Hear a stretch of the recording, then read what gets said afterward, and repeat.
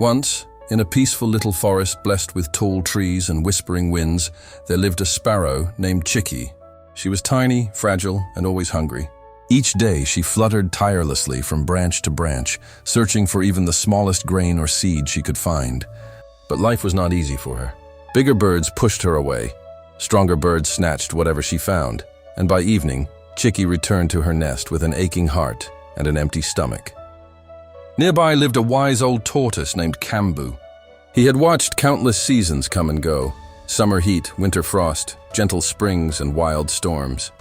Because of his slow and quiet nature, he observed everything happening in the forest. For many days, Kambu had been watching Chikki struggle. He noticed how she barely ate, how she trembled from weakness, and how she tried her best just to survive. One evening, when the sun was melting behind the trees and the sky turned orange, Kambu slowly approached her. He asked softly, "Child, why are you so weak? You flutter like a leaf in the wind." Chikki lowered her little head and replied sadly, "What can I do, uncle? Bigger birds chase me away from food. I can never gather enough to fill my stomach. Every day feels harder than the last." Kambu smiled with gentle wisdom. "Then come with me tonight.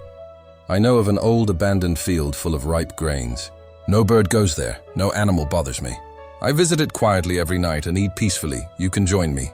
Chikki's eyes sparkled with a hope she hadn't felt in a long time. "Really? Please take me. I want to live, not just survive." "Of course," Kambu replied warmly. That night, under the silver glow of the moon, they slipped quietly into the abandoned field. The place was magical. Golden grain swayed gently with the breeze, and the silence felt safe, comforting, protective. Chikki's heart fluttered with joy. She jumped from stalk to stalk, eating freely. For the first time in weeks, she ate until her little stomach was full. She felt alive, strong, and deeply grateful. From that night onward, Chikki and Kambu met in the same field. Night after night, they feasted together. Slowly, Chikki's weak body became stronger. Her feathers grew shiny, her wings grew powerful, and her voice, which once trembled with weakness, became sweet, melodious, and confident. She flew gracefully and her heart brimmed with happiness. But sometimes, when life suddenly becomes good, pride quietly enters through the back door. One night, after a particularly big meal, Chikki felt a burst of joy. She hopped onto a smooth rock and declared proudly, "Uncle, I'm so happy tonight. I want to sing. A sparrow must sing when she feels joy." Kambu's eyes widened with concern. "No, child, not here. This field belongs to humans. If they hear you singing at night, danger will come." But Chikki puffed up proudly. "You are old, uncle. You don't understand music. My voice can charm the moon. You will see how sweetly I can sing." Kambu tried again. "Child, I warn you. Pride brings trouble, not tonight."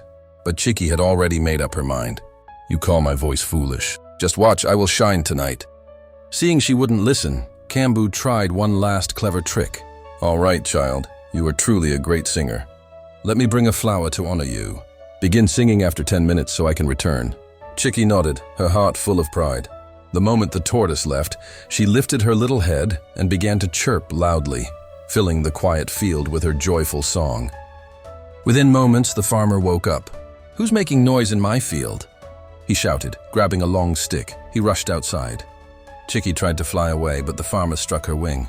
She fell to the ground, trembling, hurt, and terrified. From a distance, Kambu watched with a heavy heart. "Oh, child," he whispered sadly. "Foolish are those who ignore the voice of a true friend."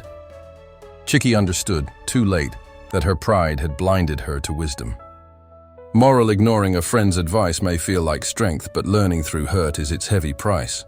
True strength is hearing the voice of experience before it becomes the voice of regret. It truly warms my heart to know where my stories travel. Where are you watching from? Please share in the comments below.